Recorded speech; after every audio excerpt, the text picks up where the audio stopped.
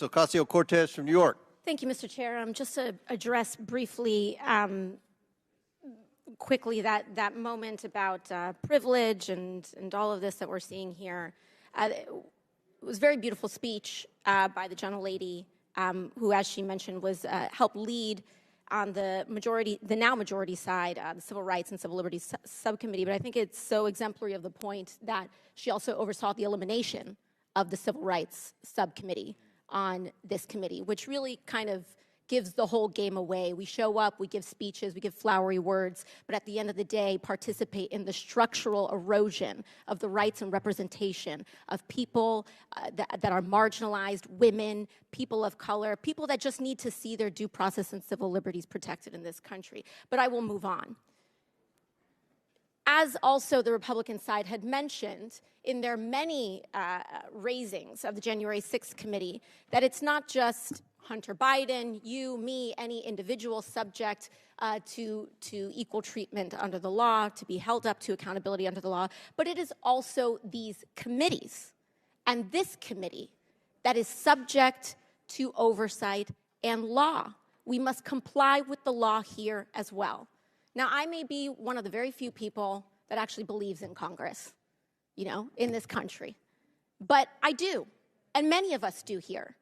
And we have an obligation to engage in good faith participation to execute and comply with the subpoena. The chairman said in front of the country several times to Hunter Biden, you can show up here in front of the world, in front of the public. Hunter Biden took him up on that offer. He said, I will show up in public. I will show up in public. He showed up here today. He showed up here in the past. And Mr. Chairman, I know you do your best with what you've got, but you've got members here that have submitted falsified evidence to the record. You have members here that have submitted and mischaracterized closed-door hearings, and people want to say back and forth at the end of the day, it doesn't matter what party it's happened from. You've got members who've engaged in revenge porn in this committee. So it is understandable why Hunter Biden would want to testify in front of the public for the American people to be able to witness that testimony for themselves. You've got members who've defied subpoenas. You've got members who we are 1 year into the term asking what the rules are at the beginning of the committee. The book was given to us on day one. And so what we should do is allow the man to testify. I believe in the power of the Oversight Committee. Frankly, I believe in it regardless of whether Republicans or Democrats have the chair, because I believe that this committee should have the power of oversight. And we cannot do that on a partisan basis.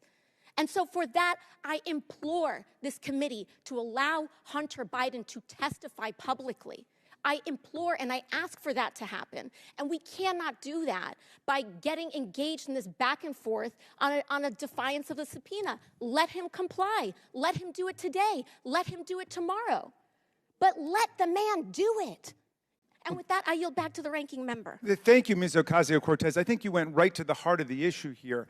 If this ended up going to court, Mr. Chairman, and I hope it doesn't, I really hope that this committee will act in a way to negotiate and achieve a compromise with the witness. But if it goes to the court, it's going to present a novel question.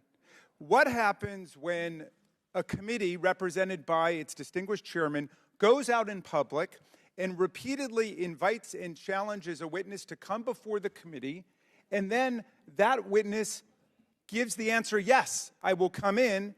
At that point, the committee pulls a bait and switch and says, well, we actually don't want you to come before the full committee as was offered repeatedly in public by the chairman, but instead we'd like you to come to a back room and do it there in a closed deposition. Now, undoubtedly, if that had been the original offer, the committee would stand in a very good place, the way we did with Mr. Biggs and Mr. Perry and Mr. Jordan, because they were told to come in, they were subpoenaed, and they blew off the subpoenas of the committee, which is why I don't think anybody should be voting on that side other than Ms. Mace, because Ms. Mace is the one who took the position that the rule of law means something. And I take the position, if we give somebody a subpoena, they should come in. But there's a very sticky problem now. What happens when we give them one offer A and then switch it over to offer B? That's why I hope you will work it out, Mr. Chairman. Thank you for yielding.